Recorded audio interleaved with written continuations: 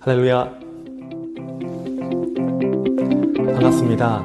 지난주에 이어 성경이 나를 읽다, 바른 묵상, 행복한 큐티를 진행하는 김정환 목사입니다. 성경은 그리스도인들이 평생 동안 읽어야 할 텍스트입니다. 하지만 성경만큼 중요하게 읽어야 할 또 다른 텍스트가 하나 있습니다. 그것은 바로 우리의 삶이죠. 성경을 아무리 사랑해도 그 안의 의미를 읽어내지 못하고 해석하지 못한다면 아마 아무런 변화를 경험하지 못할 겁니다. 삶이라고 하는 텍스트도 마찬가지입니다. 의미를 읽어내지 못하는 사건은 기억 속에서 점점 잊혀지게 됩니다. 그래서 생물학적으로 얼마나 오래 살았는가 보다 더 중요한 것은 의미 있는 삶을 살았느냐일 것입니다. 덧없어 보이는 인생일지라도 그 안에서 그 의미를 읽어내고 해석해내는 것만큼만 살았다라고 할 수 있을 것입니다. 그런데 말씀 묵상은 바로 이 성경 읽기와 삶 읽기가 만나는 지점에 있습니다. 말씀은 우리의 삶에 숨결을 불어넣어 의미를 읽어낼 수 있게 하고 우리의 삶은 묵상을 통해 그 의미를 발견하게 됩니다. 창세기 37장 말씀을 보면 요셉이 애굽으로 팔려가는 장면이 등장합니다. 형들에게 미움을 받고 애굽의 노예로 팔려가게 되죠. 어쩌면 요셉은 내가 형들에게 미움을 받아 애굽으로 팔려가는구나 라고 하는 원망스러운 마음으로 살아갔을지도 모르겠습니다. 하지만 요셉이 총리가 된 후 동일한 사건을 놓고 사뭇 다르게 접근하는 장면이 등장하게 되죠. 창세기 45장에서 형들과의 재회할 때 이런 고백을 하게 됩니다. 하나님이 큰 구원으로 당신들의 생명을 보존하고 당신들의 후손을 세상에 두시려고 나를 당신들보다 먼저 보내셨나니 그런즉 나를 이리로 보낸 이는 당신들이 아니요 하나님이시라. 요셉은 나를 애굽에 보낸 이가 형님들이 아니라 하나님이십니다 라고 고백하고 있습니다. 여러분, 요셉이 애굽에 팔려간 이유는 무엇입니까? 형들의 미움 때문일까요? 아니면 하나님의 계획 때문일까요? 어떤 해석이 맞는 해석일까요? 둘 다 맞습니다. 둘 다 맞는 해석입니다. 하지만 여기에는 성숙한 해석과 성숙하지 못한 해석이 있다는 게 중요합니다. 요셉의 스토리는 하나의 사건을 제대로 이해하기 위해서는 후자의 해석, 하나님의 더 큰 이야기 속에 나의 일상의 이야기를 해석해야 제대로 된 성경 해석, 성숙한 해석이 될 수 있다는 것을 보여주고 있습니다. 요셉은 어릴 때 주신 하나님의 계시적 비전의 의미를 알아차리게 되었고 그 안에서 과거의 기억이 해석될 때 그 사건의 의미가 비로소 제자리를 찾게 됩니다. 그렇기 때문에 말씀을 묵상하는 사람에게는 의미 없는 삶이란 있을 수 없습니다. 말씀의 조명 아래 삶의 의미를 발견하게 되는 것이죠. 그런데 우리의 삶이 무의미하게 느껴지는 것은 의미를 읽어내는 눈이 없기 때문에 그렇습니다. 저는 저와 여러분이 이 말씀 묵상을 통해 하나님의 큰 이야기 속에서 나의 일상의 의미를 발견하고 알아차리는 은혜를 누리시길 바랍니다. 그렇다면 이제 조금 실제적인 이야기를 나눠보면서 큐티에 대해서 알아보도록 하겠습니다. 여러분, 큐티란 무엇일까요? 큐티란 조용한 시간에 일정한 장소를 정해서 매일 성경 말씀으로 하나님과 내가 교제하는 것을 의미합니다. 여기에서 정의한 단어 하나하나가 중요한데요. 먼저 매일이라고 하는 단어를 기억해 주셨으면 좋겠습니다. 큐티는 하루가 기본 단위입니다. 시편 1편의 말씀을 그대로 적용하면 주야로 하나님의 말씀을 품고 있는 게 가장 중요한 포인트입니다. 또한 큐티란 하나님과 교제하는 가운데 말씀을 내 삶에 적용함으로 삶의 변화를 일으키는 것입니다. 말씀 묵상은 두 지평의 만남입니다. 하나님의 말씀과 나의 삶. 우리가 큐티를 하면서 하나님의 음성을 듣는다라고 하는 말을 쓰는데요. 하나님의 말씀과 내 삶이 만나는 그 지점에서 우리는 하나님의 음성을 듣게 됩니다. 보통 성사학자들은 현재의 상황과 감정을 본문에 대입시켜서는 안 된다라고 말을 합니다. 그리고 그 말씀 자체의 뜻, 원래의 의미를 발견하는 데 집중해야 한다고 말을 하죠.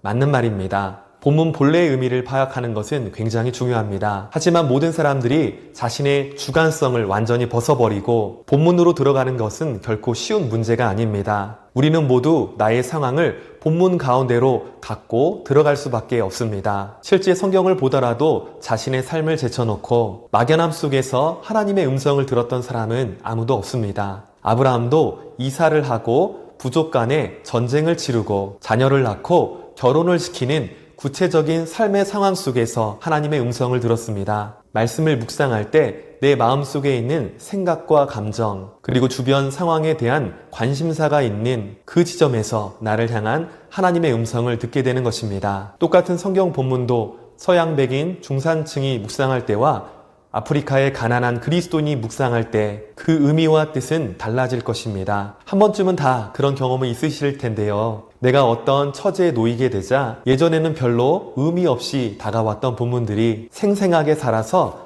나에게 다가오는 것을 경험해 본 적이 한 번쯤은 있으실 것입니다. 하나님은 허공에 말씀하는 분이 아니십니다. 구체적인 나의 삶의 영역 속에 말씀하시는 분이시지요. 물론 나의 지나친 관심사와 필요를 위해 성경 본문을 왜곡하거나 끌어들여서는 안 될 것입니다. 이런 태도는 정말 경계해야 합니다. 하지만 내 상황이 본문을 새롭게 보게 만들고 하나님의 마음을 더 선명하게 알아차리도록 하는 역할을 하는 것은 분명한 일입니다. 상황은 우리로 하여금 성경에 이미 있는 그러나 예전에 보지 못했던 것에 보는 눈을 열어줍니다. 이 점을 기억하시고 주야로 말씀 앞에 머무시는 끈기를 발휘하시기 바랍니다.